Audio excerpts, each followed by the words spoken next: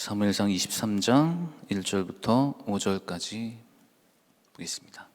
찾으신 줄 알고 한 절씩 교독하겠습니다. 사람들이 다윗에게 전하여 이르되 보소서 블레셋 사람이 그일야를 쳐서 그 타작 마당을 탈취하더이다 하니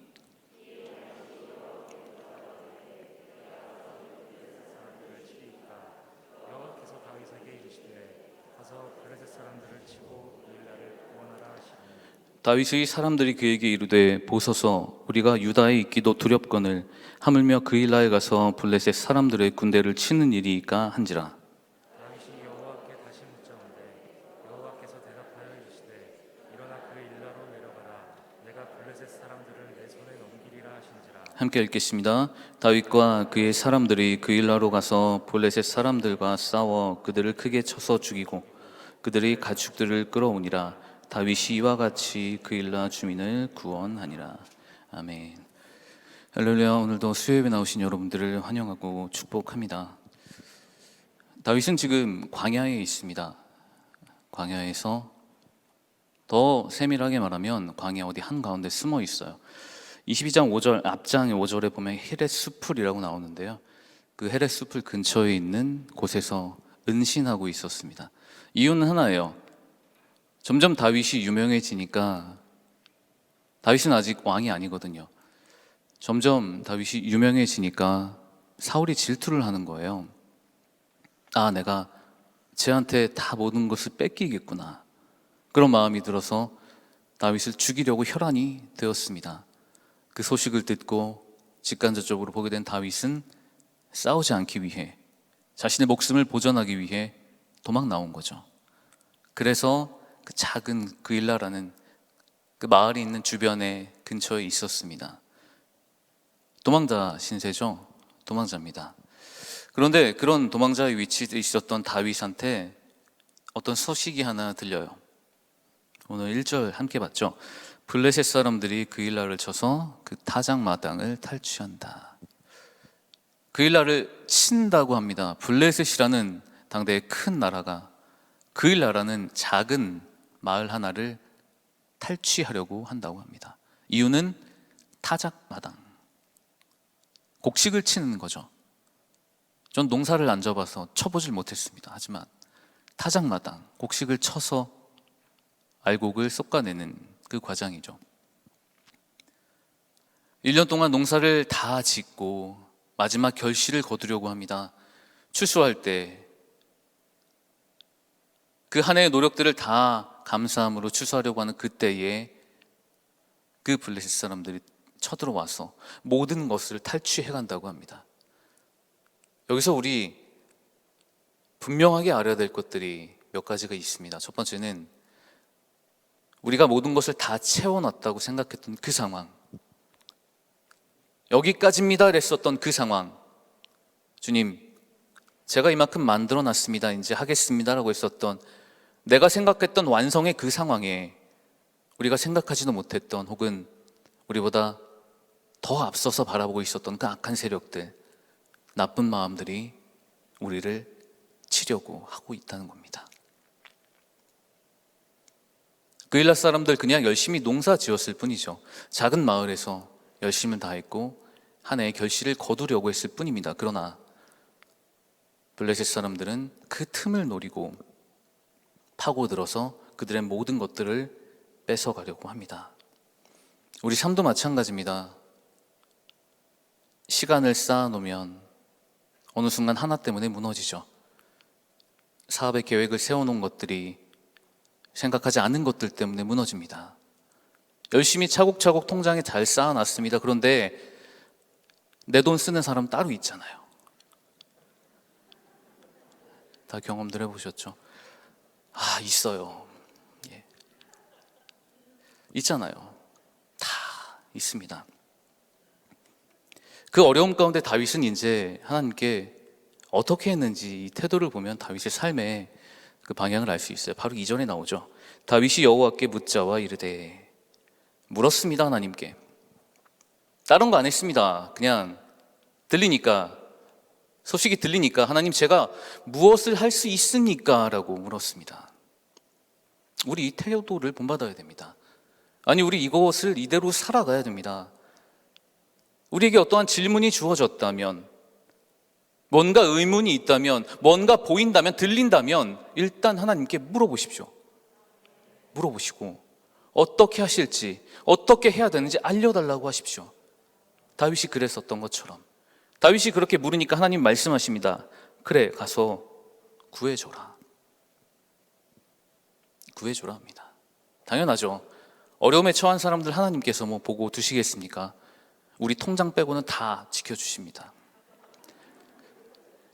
자, 절대 가만히 계시는 하나님이 아니시죠. 그렇기 때문에 가서 구해줘라고 하셨어요. 그런데 하나님의 이 말씀의 명령임에도 불구하고 반드시 하나를 넘어가게 하는 과정들이 존재합니다. 이어서 나와요. 사람들이 바로 반대합니다. 3절이죠. 우리가 유다에 있기도 두렵거늘 어째서 그들과 싸웁니까? 유다 땅에 있었습니다. 사울 왕의 그 통치 아래 있어서 죽음을 당할까 두려워서 나왔더니 잠시 피해 있었던 그곳에서 가만히 조용히 있으면 되는데, 목숨 잘 부지하고 있으면 되는데 다윗이 갑자기 싸우재요. 말도 안 되죠. 어떻게, 당연히 말도 안 되는 겁니다. 어느 누가 봐도 말도 안 되는 겁니다. 가만히 숨어 있어야 돼요. 목숨을 부지하려면, 지키려면 싸우지 말아야 됩니다. 만약에 싸우게 된다면 그 소식이 여기저기 퍼질 거고, 혹여 이기더라도 사울 왕이 그것을 알게 되면 그 약한 틈을 타서 쳐들어올 텐데요. 혹은 블레셋과 전투에서 지면 다 끝나는 거잖아요. 그일라도 죽고 다윗도 끝이 납니다. 절체절명입니다. 그런데 다윗이 싸우겠다고 합니다. 그러니 사람들이 그럴 수밖에 없겠죠. 당연한 결과입니다. 당연한 결과입니다. 아니, 우리 코도 석자인데 왜 그러십니까 도대체? 제발 좀 그만 좀 하세요. 사람들의 반응은 당연하겠죠. 그 다음 다윗은 어떻게 했나 볼까요? 4절입니다. 다윗이 여호와께 다시 물었습니다. 다시 물었습니다. 여러분, 자, 질문 드려보겠습니다. 다시 물어본 적 있으십니까? 하나님, 진짜 이거 제가 드려야 됩니까? 라는 질문 말고요. 제가 진짜 이거 해야 되나요? 이런 거 말고, 사람들의 반대가 있습니다. 정말 제가 하나님 말씀대로 이게 하고 싶은데 사람들의 반대가 있습니다. 어떻게 해야 됩니까? 라고 다시 물어야 됩니다. 다윗은 이것을 한 겁니다. 다시 묻는 태도. 언제나 동일하신 하나님, 답은 하나죠. 또다시 말씀하십니다. 가서 구해줘라. 내가 승리케 하겠다. 이게 여러분 하나님의 방법입니다.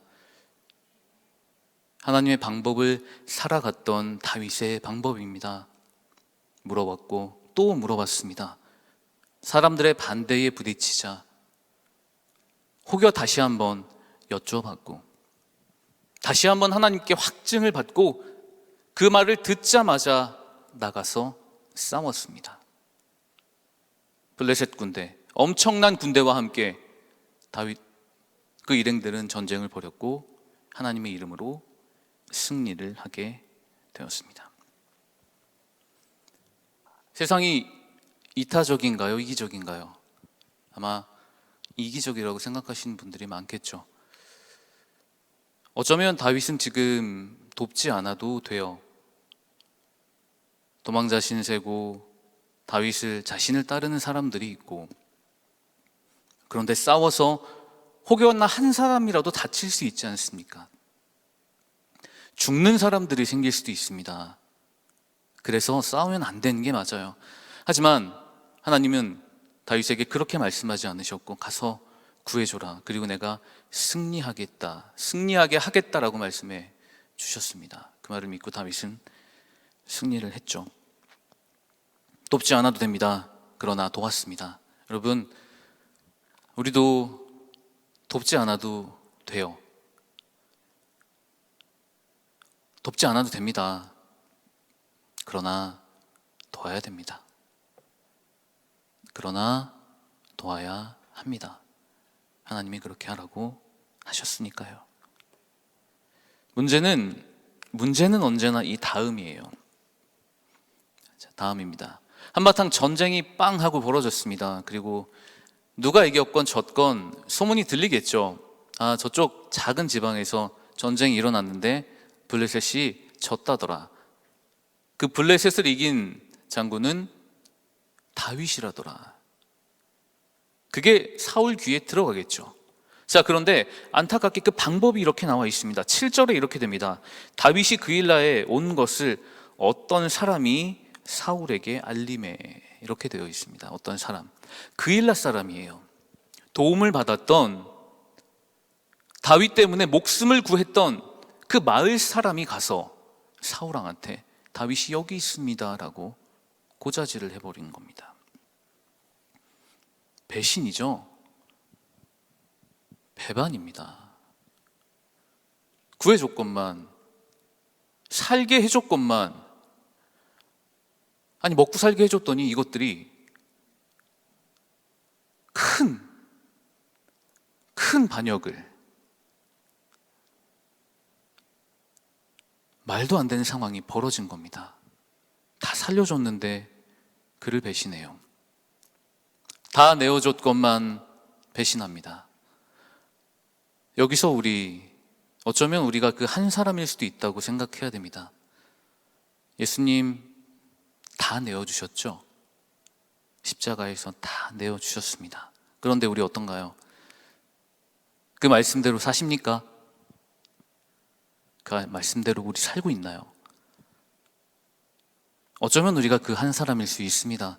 적어도 예수님한테는 그 예수님의 마음을 아프게 하는 사람이 나 자신일 수도 있습니다.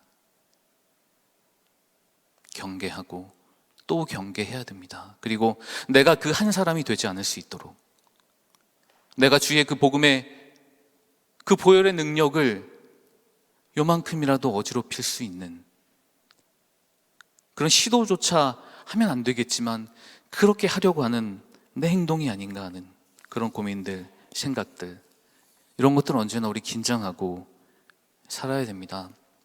다윗은 사람을 보고, 상황을 보고 행동한 게 아닙니다. 그저 하나님의 말씀 가서 구해라 그 하나 믿고 그렇게 하는 겁니다. 하나님이 하라면 하는 겁니다. 하나님이 하라고 말씀하시면 그거 그냥 하는 겁니다. 그렇게 될 때 우리는 다윗이 했었던 승리를 우리 삶으로 맛볼 수 있게 되는 거죠. 하나님의 마음, 우리 주 예수 그리스도의 마음으로 선한 영향력을 교회는, 또한 우리 믿는 신자들은 베풀며 살아야 되겠죠.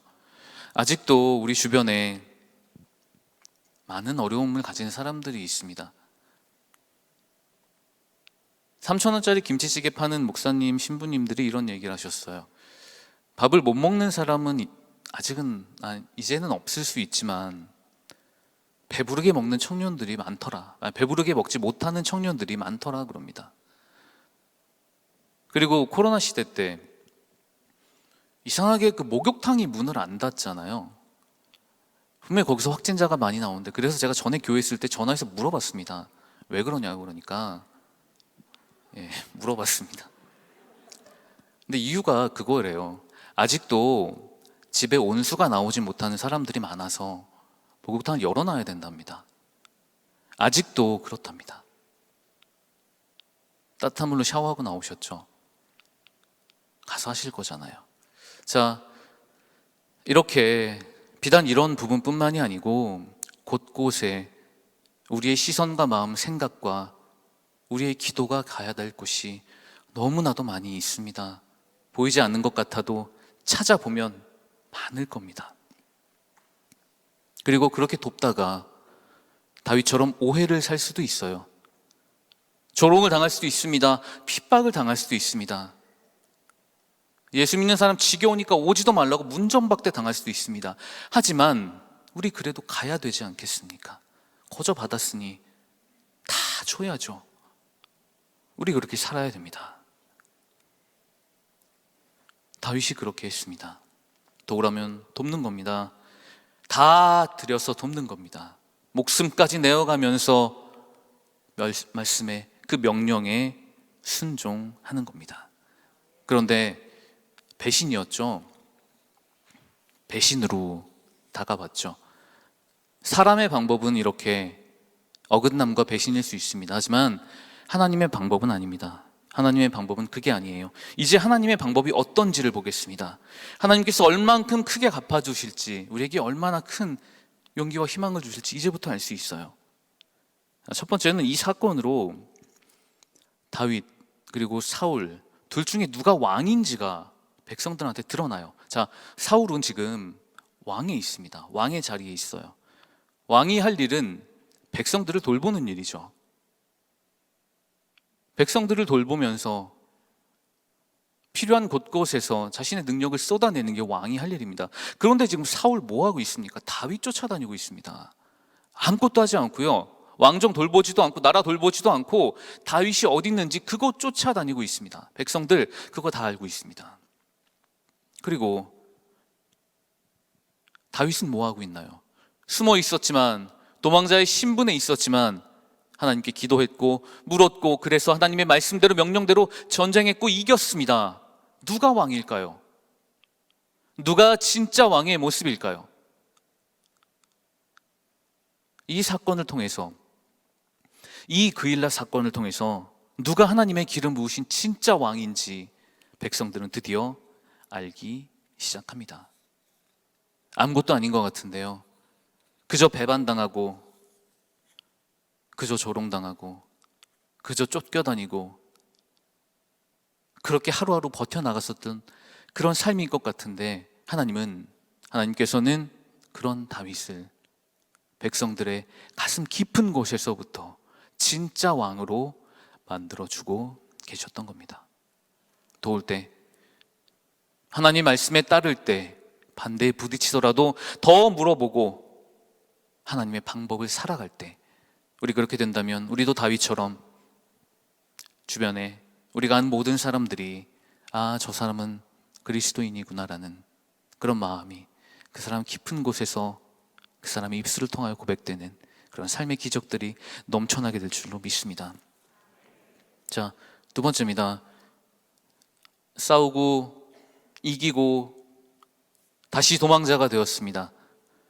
22장 앞절에 보면 이렇게 되어 있어요. 22장 2절에 이렇게 되어 있습니다. 그와 함께 한 자가 400명 가량이었다라고 됩니다. 자, 이겁니다. 다윗이 쫓겨다니고 있었고 그곳에 갔을 때 총 다윗의 그 군대 숫자가 400명입니다. 다윗을 따르는 숫자가 400명. 그일라를 돕기 직전의 숫자가 400명입니다. 그런데 어떻게 됐나요? 오늘 한 장 넘어갈게요. 23장, 오늘 읽은 23장 13절에 이렇게 되어 있습니다. 다윗과 그 사람 몇 명입니까? 600명이 일어났습니다. 여러분, 다 드리면요, 다 내어놓으면요, 다 맡기고 하나님의 뜻대로 걸어간다면 400이 600이 됩니다. 그 광야 한가운데서 아무것도 먹을 게 제대로 있었겠습니까? 어떠한 어려운 환경인지 상상도 못하겠습니다. 그런데 그 사람들이 400에서 600이 됩니다. 이게 부흥입니다. 이것이 하나님의 부흥입니다. 이렇게 하는 것이 참된 부흥의 방법입니다. 환난과 어려움, 그 전쟁의 아픔 속에서도 그가 믿는 하나님, 다윗이 따르고 그의 명령에 순종했었던 그 하나님을 사람들이 알게 되었고, 그 사람들이 숫자가 점점 늘어나 600이 됩니다. 고난의 한가운데서 어려움을 당할지라도 그래도 이렇게 하나님 말씀 붙들고 한 걸음씩 전진해 나가는 우리 사람들, 우리 그렇게 산다면 더딘 걸음이라도 반드시 이렇게 될 줄로 믿습니다. 반드시 이렇게 성장될 줄로 믿습니다. 다윗은 여유롭고 넉넉한 상황에서 도운 게 아니잖아요. 다 내어주고 도운 겁니다. 다 맡기고 도운 겁니다. 그럴 때 하나님이 채우십니다. 그런 모든 우리 삶이 되었으면 좋겠어요. 다 내어드렸을 때, 다 드렸을 때, 내 모든 것 다 맡겼을 때 빈털터릴 줄 알았는데 갑절로 채워주실 하나님의 능력, 그 하나님의 은혜, 그 하나님의 사랑, 우리 그렇게 살아야 되지 않겠습니까? 그렇게 살 수 있습니다. 이것이 최고의 부흥의 방법입니다. 우리가 비운 만큼, 우리가 돕기 위해 다 버린 만큼, 다 내어준 만큼 그것 이상 넘치도록 채워주실 그 하나님의 능력을 신뢰하는 우리 모두가 되기를 주님의 이름으로 축복합니다. 종종 말씀드리는 것들이 있습니다. 그 중에 하나가 교회는 종합병원입니다 라는 이야기를 제가 합니다. 아픈 사람들, 여기저기 아픈 사람들 많이 모이는 곳이라고 해요. 당연하죠. 아파야 찾죠. 안 아프면 고개 빳빳이 들고 찾지 않습니다. 아시잖아요. 많은 사람들이 모여서 아픔을 나눕니다. 크던 작던 그런 모든 사람들이 모여있는 곳이 교회 아닙니까? 우리 담임 목사님께 말씀하셨잖아요. 도둑이고 뭐고 다 들어온다고. 이게 교회 아닙니까? 이게 교회입니다. 이 교회가 진짜 교회고 이것이 진짜 하나님의 방법임이 오늘 본문에서 또 드러납니다. 아까 22장 2절에 400명가량이었더라라고 말씀드렸죠. 어떤 사람 400명인지 이렇게 되어 있습니다. 22장 2절, 환난당한 모든 자와 빚진 모든 자와 마음이 원통한 자가 다 다윗에게 왔다라고 합니다. 그냥 사람들이 온 게 아닙니다. 어려움에 처한 사람들, 아픈 사람들, 마음이 원통한 사람들, 어디 하나 어떤 곳에서도 말 한번 해볼 수 없는 그런 사람들이 모여서 다윗 주변에 모여든 겁니다. 이런 사람들의 숫자가 점점 늘어나게 되겠죠. 이런 사람들이 400에서 600이 되었습니다. 세번역 성경에는 이렇게 되어 있습니다. 압제를 받는 사람들과 빚에 시달리는 사람들과 원통하고 억울한 일을 당한 모든 사람들이 다윗 주변에 몰려들었다라고 합니다. 압제를 당하는 사람들, 빚에 시달리는 사람들, 원통하고 원망해서 아무데도 갈 수 없는 사람들이 모여서 하나님의 그늘 아래서 살고자 나아온 겁니다. 그리고 그런 사람 600명을 시작으로 하나님은 다윗의 왕조를 튼튼하게 만들어 주십니다. 이게 교회입니다. 우리가 그렇게 산다면요, 이런 사람들 보내주십니다. 기댈 곳이 없어서 마음이 요동해서 아파서 지쳐서 힘들어서 죽기 직전의 사람들을 보내주십니다. 그리고 그 사람들이 하나님의 말씀으로, 예수 그리스도의 그 보혈의 능력으로, 성령의 충만함으로 고침받고 새롭게 돼서 새로운 모습으로 살아내는 그 삶의 아름다운 여정을 통해 이곳에 더 많은 사람들을 보내주실 줄로 믿습니다. 이것이 하나님의 방법입니다. 다 내어주는 것, 그리고 하나님의 채우심을 기대하는 것. 돈 많은 사람들, 시간 여유 있는 사람들, 뭐 가져가지고 뭐 이렇게 자신 있게 말할 수 있는 사람들, 여기 뭐 하러 옵니까? 교회에 밖에 나가면 할 게 얼마나 많은데요. 재밌는 게 얼마나 많은데요. 아닙니다. 진정한 교회는, 진정한 하나님의 성전은 이런 사람들이 모이는 곳입니다. 그래서 아픈 사람들이 치유받고, 그것이 하나님의 능력이었음을, 하나님 한 분으로만 모든 것이 가능했음을 스스로 입술로 고백하며 삶을 그렇게 살아내는 모습을 통하여 세상에 주님의 향기가 가득 담아 넘치게 퍼지는 것, 이것이 교회입니다. 우리가 그렇게 살아간다면, 우리가 그렇게 다 내어드리고 하나님의 채우심만 바라고 다른 것 바라보지 않고 다 드리고 마음 생각 하나를 모아 다 하나님의 말씀대로 하기, 그렇게 노력하면서 살고, 그 모습을 통해 어렵고 힘든 사람들이 참된 위로를 받고자 주께 나아오고, 우리의 기도와 마음이 앞에서 그 상한 영혼이 새롭게 되는 교회, 그게 우리 충만한 교회가 되길 주님 이름으로 축복합니다. 우리 그렇게 해야 됩니다. 우리 그것 명령을 받았습니다. 그러니 하셔야 됩니다. 그러기 위해 지금 이 자리에 나와 계시고 예배에 참여하고 있는 모든 분들, 다윗처럼 그의 삶의 태도를 본받고 그렇게 살아갈 수 있는 모두가 되기를 주의 이름으로 축복하겠습니다. 코로나 시기 암만 어려운 상황이라 할지라도 맛집들은 항상 줄 서 있기 마련이죠. 뭘 그렇게 멀리 가고 마스크 쓰고 거기서 몇 시간씩 기다리고 그러고 있지 않습니까? 가치가 있는 거겠죠.